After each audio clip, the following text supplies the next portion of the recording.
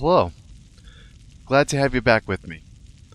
Now, we've been taking a look at stories surrounding the aftermath of the Galaxy City disaster and how it has affected Atlas Park. Today's story is another in that same vein.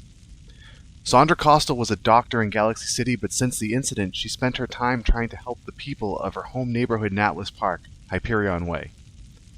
Now, the government had been sending food supplies to help the refugees there, but someone was stealing them, which was causing a rift between the displaced Galaxy City citizens and the government. And Sondra was hoping there would be something that could be done about it. That brings us to today's story. It's titled, Lay Down Your Burdens. Let's check it out. Arethius reached out to Sondra Costel to see what he could do to help. There's a protest going on nearby, led by a hero named Ice Drone, she said. He's also from Hyperion Way, and he's trying to make a stand against how the government is handling the food supply situation. He's using his role as a hero to incite the people, but the government is doing everything they can. Someone is stealing all the food supplies being sent to the refugees. Between that, containing the situation in Galaxy, and all the other normal superpowered crime going on in Paragon City, everyone's stretched thin. Please, Arethius, you have to try to talk to Ice Drone. Convince him to stop trying to incite the people and use his powers to help find out what's going on. I'll do my best, Sondra, Arethius replied. Sondra was excited at the help. Thanks. In the meantime, I'm going to see what I can do about getting some spare medical supplies I brought over to one of the rest areas. It shouldn't be too hard. I'm staying in one of them myself. I grew up here in Hyperion, but I lived in Galaxy. Well, until the meteors hit. I'm not letting that stop me, though. It was a horrible thing, but I'm sure something good can come out from it, even if I can't see it just yet. Anyway, I'm blabbing. Please, go see if you can talk down Ice Drone. Finding the location of the protest, Arethius approached Ice Drone, who seemed relieved to have another hero on site. You're Arethius, right? He asked. Great to have you here. Grab a sign. Help us tell the government that we'll have no more of their blatant mishandling of this situation. The people of Hyperion Way are hurt and need more help. It isn't right that they're just letting these supplies be stolen.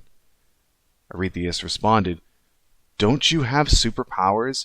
You can help track down who is stealing the food supplies. I could, Ice Drone said, but the people in charge need to get their act together. Galaxy's gone now because they didn't have their proper procedures in place. Now supplies for refugees are going away again because the government can't get their act together. Heroes can't just swoop in and make it right. The government needs to take some responsibility in the matter. Arethius tried to reason with Ice Drone. I understand your frustration, but we all need to work together to make this right. You say work together? All I've seen is us doing the work, Ice Drone said. I'm staying here with the people. If you want to help, then you can deal with the Skulls. They're moving in on Hyperion Way now, and of course, the PPD and Longbow aren't here to stop them. Fine, I'll deal with the Skulls and get to the bottom of this, if you won't, Arethius annoyedly replied. Arethius hit the streets of Hyperion Way and fought the Skulls, and one of them was carrying a recruitment letter. This one seemed different than ones he had seen before. They weren't targeting troubled youths or other gangsters. They were going after Galaxy City refugees. Arethius read over the flyer. PPD and Longbow can't protect you. People are dying left and right. You can't even get yourself some food. People say the Skulls are monsters, but we're a family, and we take care of our own. If you all want someone to take care of you, give you shelter, the Skulls are it. Don't let those tight-wearing supers tell you differently. Arethius returned to Sondra with what he had found. I can't believe this, she said.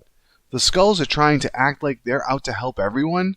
Arethius, these guys are nothing but death-worshipping, drug-dealing thugs. I don't know who they're trying to fool, but we aren't going to let them get away with it. I'll even help you take them on.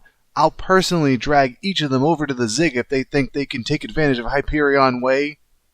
Sorry, things like this make me so angry. Ice Drone using the people for his agenda against the government, the Skulls using the people for who knows what.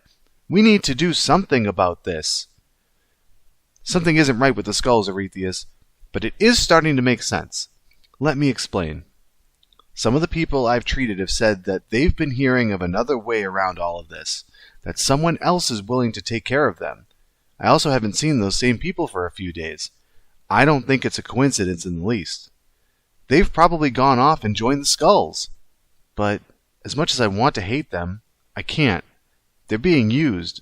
All they want is some safety and security, but the Skulls aren't going to be the ones to give it to them.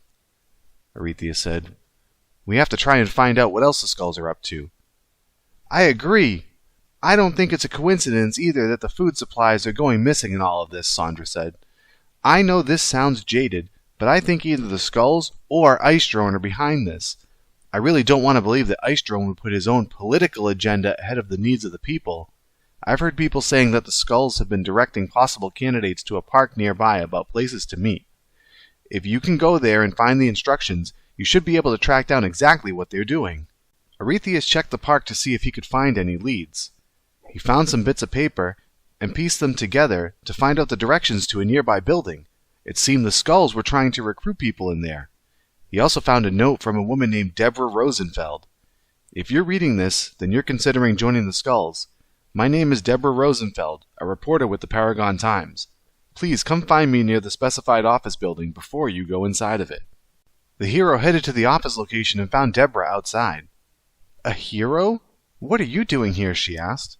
"Wait, you found my note? You're not seriously considering joining the Skulls, are you?"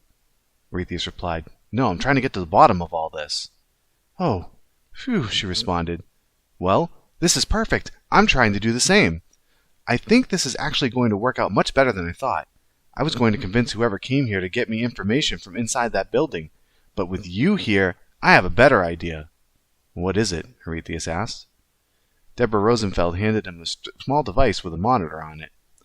"I've got a small camera hidden on my jacket. I'd like for you to monitor me while I go inside of that building to get some answers. If they start to get suspicious and come after me, I'm counting on you to come in and get me out. I figure with this, I can get you the information you need to stop the Skulls without them knowing about it." "All right, but be careful in there," Arethius said. Deborah headed inside the office and found a member of the Skulls inside. "I recognize you, a reporter for the Paragon Times. What are you doing here?" he asked.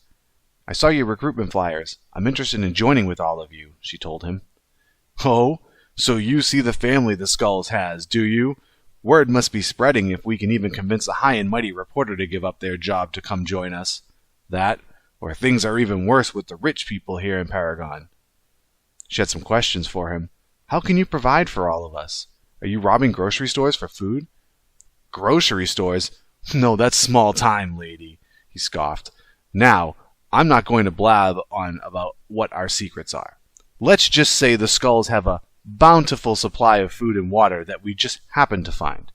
If you want to help us out more, you can start spreading the word to the people in Hyperion who are trying to kick us out. You do that, and you got yourself a surefire ticket to our supply stash." "I'll see what I can do. I'll talk to you soon," she said. Deborah Rosenfeld turned the camera towards herself and spoke to her observer when she left the office. "Thanks, Arethius. I would have never done that if I didn't know you were right there to save me. It looks like the Skulls are behind all of the missing food supplies. They're trying to split the people even more with this. But why? Just to bolster their own ranks?" The hero got the feeling that Arachnos was somehow behind this, just as they were with the Hellions. Arethius called Sondra to update her on what had happened.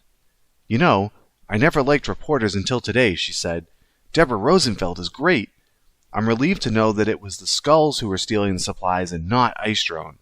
I think we're almost through this, Arethius. We just need to remember that there is a reason for all this. That it's somehow for us, right?